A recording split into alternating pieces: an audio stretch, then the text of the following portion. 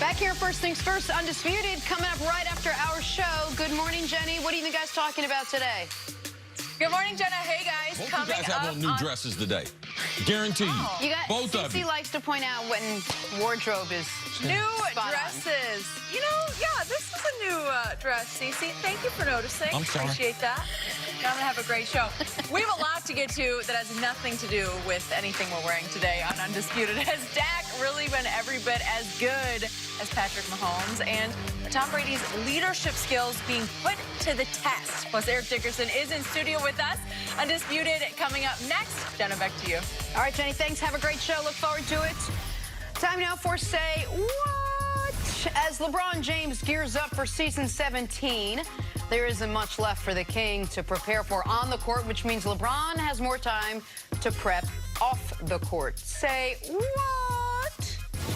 Yo, my boy Slick Nick came through and gave me one of those grade A cuts. Because I was looking super rough. 2 weeks? I mean, technically like 18 days without a cut. As soon as I got back, I had to sit in that chair. And that boy, Slick Nick, you a bad mother. Shut your mouth. It's your guy. All right, that is my listen. Your guy. LeBron is obviously the greatest American athlete ever. However, I'm going to criticize him here. For guys such as myself, who were shaved head by choice, and then we grow out our hair, and the entire internet accuses us of some type of transplant or restoration or artificial product. I can't wait to hear this. It is because of LeBron and his ilk, if I will, that people think this hair is fake. Because I don't know what LeBron's done to the top of his head, but it can't be totally natural. It can't have been. The hair doesn't work that way. We had seen the balding spots, and now I don't understand it. So because of that, it leads to other people doubting Take from the people south, such as give myself. to the north. Take from the south, give to the north. No?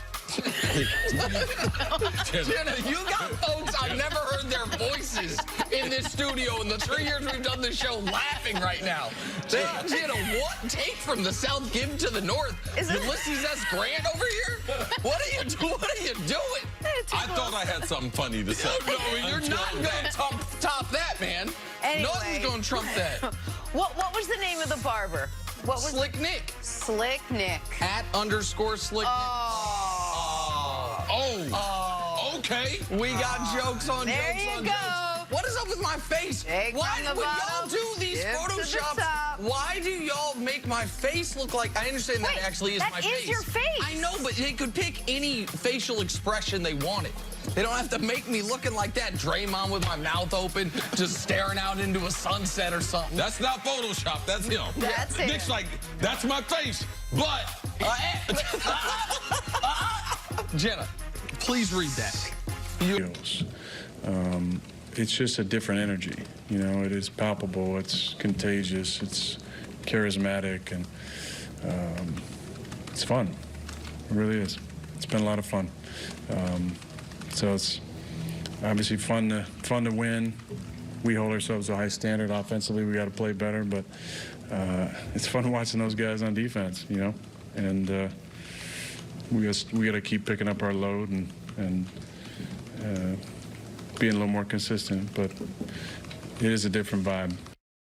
Hey, everything feels better when you win, even if that offense isn't playing as great as they probably would like to be right now. See, what was your reaction to what Aaron Rodgers had to say? I like what Aaron's saying. He's in a different spot than any other time in his career, because his career has gone through a number of different phases. For one, it was the Brett Favre, is he leaving or coming back? He got a huge chip on his shoulder, and he came out devastating the NFL, throwing the ball all over with, I need to prove a point. I'm following a legend. And then he gets championship status where he goes through the playoff. He plays unbelievable. He throws the football like only one guy I'd ever seen, and that was Dan Marino. He's a special thrower. And then now after the Super Bowl with the coach that leaves there, the relationship there, and then now being injured the last couple years, being out of the playoffs. And people like to say Aaron Rodgers is the GOAT as far as throwing the ball, but Tom Brady's got the trophies.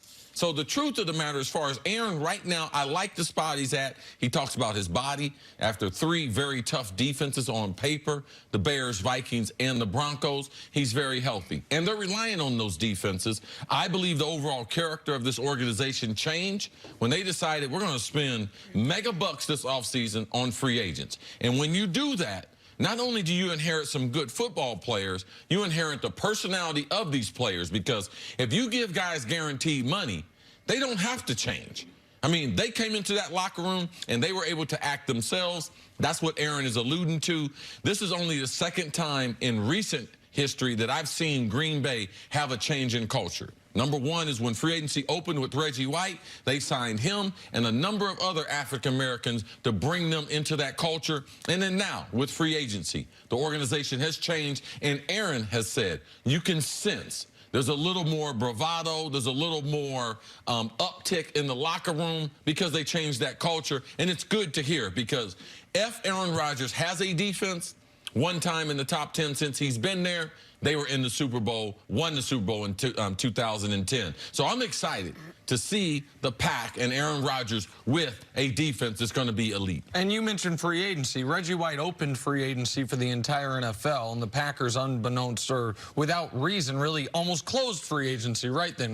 Grand opening, grand closing. We'll get Reggie White and stay out of it for 20-some years. This year, they were active in it. Zadarius Smith, Preston Smith, they were active. Remember last year, they traded down in the first round when they could have got Derwin James, player I thought they should have taken. Instead, they trade back, get an extra first-round pick, take Jair Alexander last year, who has been exceptional. Rashawn Gary and Savage, the first-round defenders this year. Savage had, I think, a fumble recovery. Rashawn Gary had his first sack of his career this season, or this past weekend. So the defense is playing great, which has been critical, because if I told you 3 weeks into the Matt LaFleur era, these would be the numbers. The Green Bay Packers would be averaging 19 points per game, 265 yards of offense a game, and 9 of 36 on third downs. I would have told you. I don't know what the record is, Nick, but they're calling for that dude's head in Green Bay. Exactly right. And we've seen Rodgers and LaFleur have dust-ups, and there's questions. But because the defense has been so excellent, and because we understand at Chicago, that's tough. Home against Minnesota, the only 2 games, Chicago and Minnesota, 2-1, both those teams, they're undefeated in their small sample size, except for when they've played the Green Bay Packers. And then home for Denver, even though Denver is struggling on all sides of the ball this year. We're giving the offense time to mature. Rodgers time to get used to LaFleur's system. He now on a short week says he's the healthiest he's ever felt after a Sunday game where he doesn't get knocked down at all, where he doesn't get sacked at all. And now, unless you believe, and I know some people do, that Rodgers is just past the prime of his career, I don't believe that. If you believe that Aaron Rodgers is still Aaron bleeping Rodgers, then you got to look at the Packers and say, okay, tough part of their schedule, they're almost through it. They are as healthy as just about any team in the league. The defense is better than even the best optimists thought it would be, and the offense yet to get on track, and they're still 3-0. 4.5-point favorites this weekend against Philly, or not this weekend, Thursday night against Philly on Fox.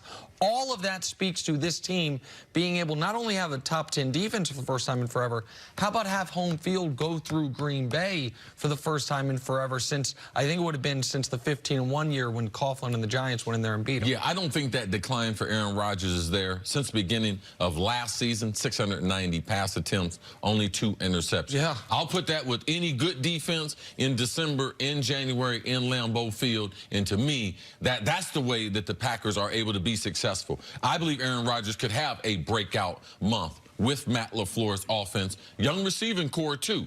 Aaron missed a lot of time in the preseason with the back and another little injury, so I expect that timing to get better, Janet, as the season goes on. All right, let's move on to the Dallas Cowboys now, one of 8 teams to start the year undefeated. And while Jerry Jones lives for this type of hype, others aren't buying it. NFL writer Bill Barnwell says the Cowboys are going to decline as the season goes along and as their schedule now starts to get tougher.